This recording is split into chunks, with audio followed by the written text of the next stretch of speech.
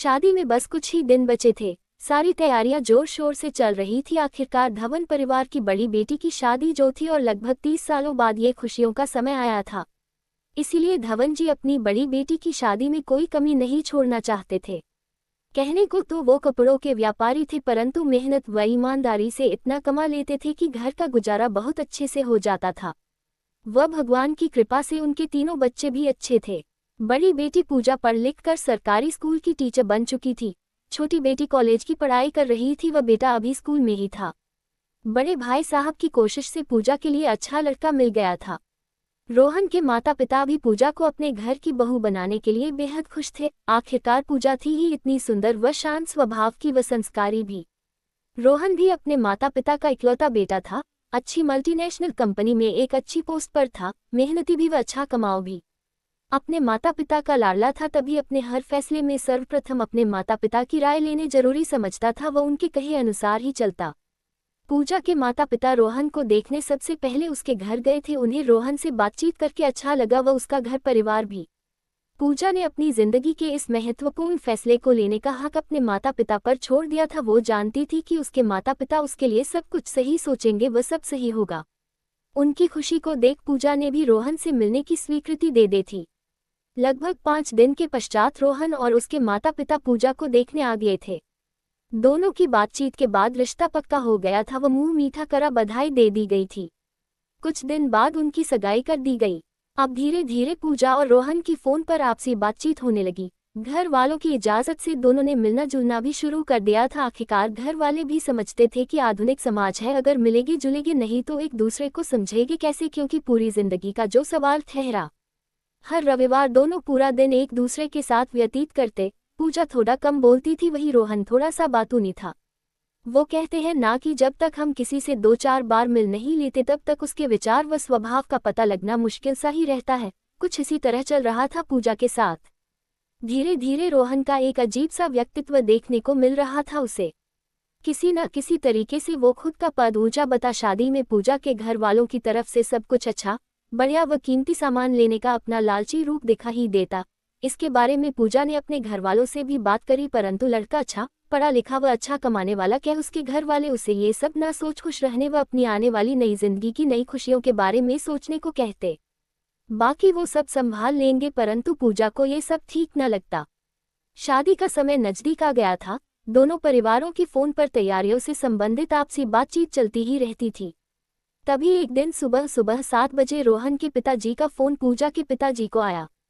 Hello, हाँ जी समधी जी, सब ठीक तो है ना? इतनी सुबह सुबह आपका फोन आता देख दिल की धड़कनें सी बढ़ गई। अच्छा, अभी थोड़ी देर में आप घर आएंगे, मिलकर बात करेंगे। कुछ तो बताए, आखिरकार बात क्या है?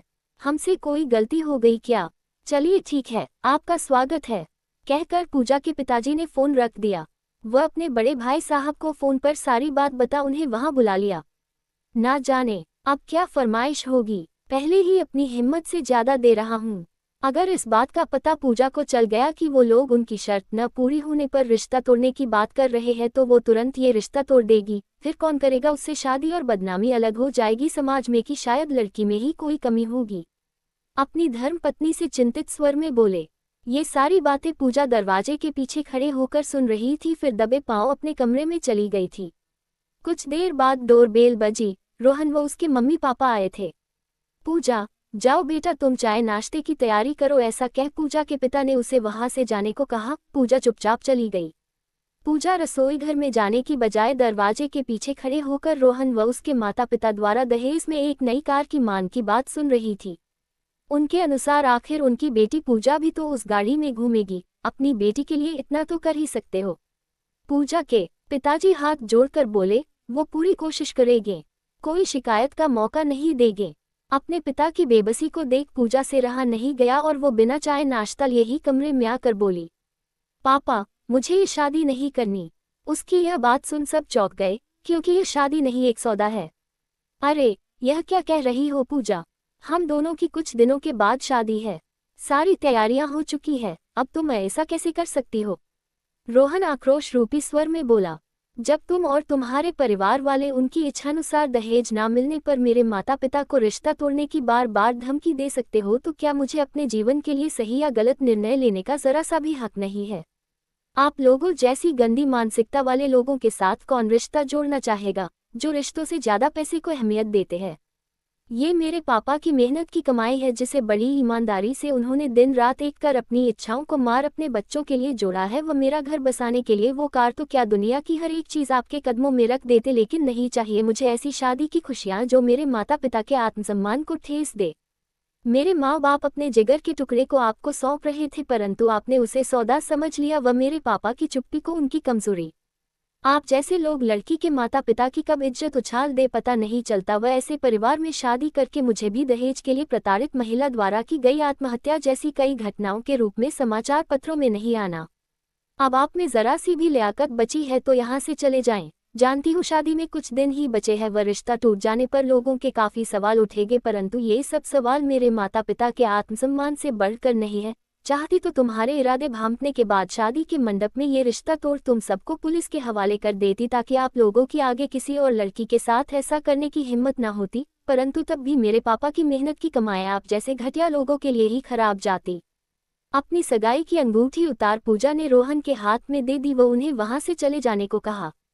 इतनी शांत रहने वाली पूजा का ये रूप देख सब वहां निशब्द खड़े रहे।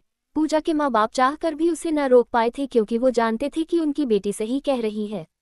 रोहन व उसके माता पिता तुरंत वहां से चले गए थे। कमरे में सन्नाटा सा छाया हुआ था। पूजा अपने पिता की तरफ देख हल्की सी मुस्कान दे रसोई की तरफ चली गई थी। आज पूजा के माता पिता गौरवान्वित महसूस कर रहे थे। अगर आपको हमारी स्टोरी अच्छी लगी तो लाइक और सब्सक्राइब करें।